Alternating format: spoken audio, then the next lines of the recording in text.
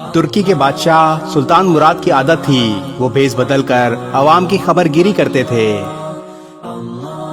بادشاہ نے ایک رات اپنے سیکیورٹی انچارج کو کہا چلو کچھ وقت لوگوں میں گزارتے ہیں۔ شہر کے کنارے پہنچے تو دیکھا ایک آدمی گرا پڑا ہے۔ بادشاہ نے اس کو ہلا کر دیکھا تو وہ مردہ انسان تھا۔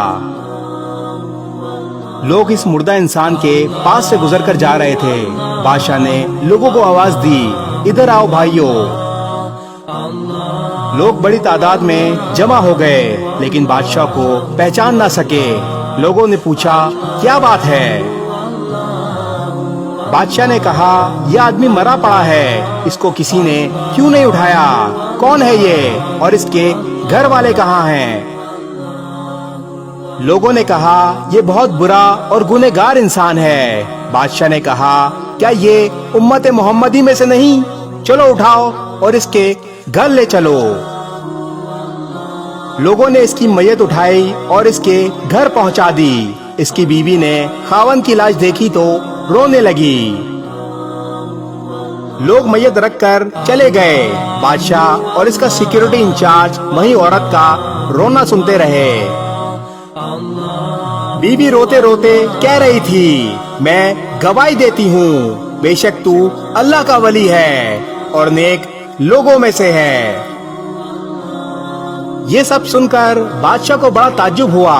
بادشاہ نے کہا یہ کیسے ہو سکتا ہے؟ لوگ تو اسے برا اور گنہگار بول رہے تھے۔ اس شخص کی میت کو ہاتھ لگانے کے لیے تیار نہ تھے اور تم اسے اللہ کا ولی اور نیک بول رہی ہو۔ اس کی بیوی نے کہا مجھے بھی لوگوں سے یہی توقع تھی۔ اصل حقیقت یہ ہے کہ میرا خاوند ہر روز شراب کھانے جاتا تھا،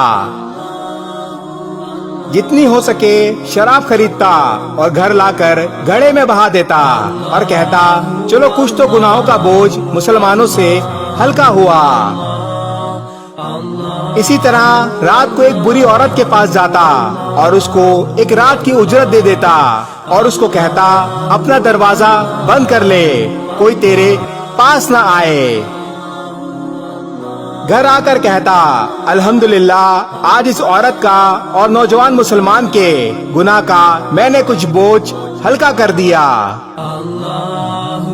لوگ اس کو ان جگہوں پر آتا جاتا دیکھتے تھے اور اسے برا اور گنہگار سمجھتے تھے۔ میں اسے کہتی تھی کہ یاد رکھ جس دن تو مر گیا لوگوں نے تجھے غسل دینا ہے، نہ تیری نماز پڑھنی ہے اور نہ تجھے دفنانا ہے۔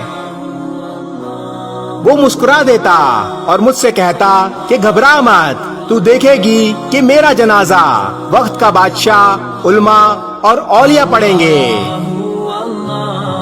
یہ سن کر بادشاہ رو پڑا اور کہنے لگا میں بادشاہ مراد ہوں، کل ہم اس کو غسل دیں گے، اس کی نماز جنازہ پڑھائیں گے اور اس کی تدفین بھی ہم کریں گے۔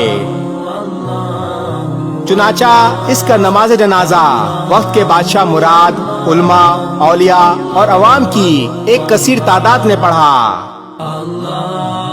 آج ہم بظاہر کچھ دیکھ کر یا محض دوسروں سے سن کر اہم فیصلے کر بیٹھتے ہیں۔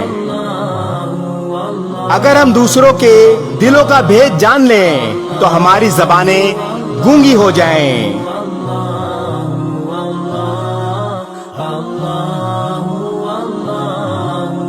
اس ویڈیو کو شیئر ضرور کریں، ہو سکتا ہے آپ کے ایک شیئر سے یہ بات کسی کے دل میں اتر جائے۔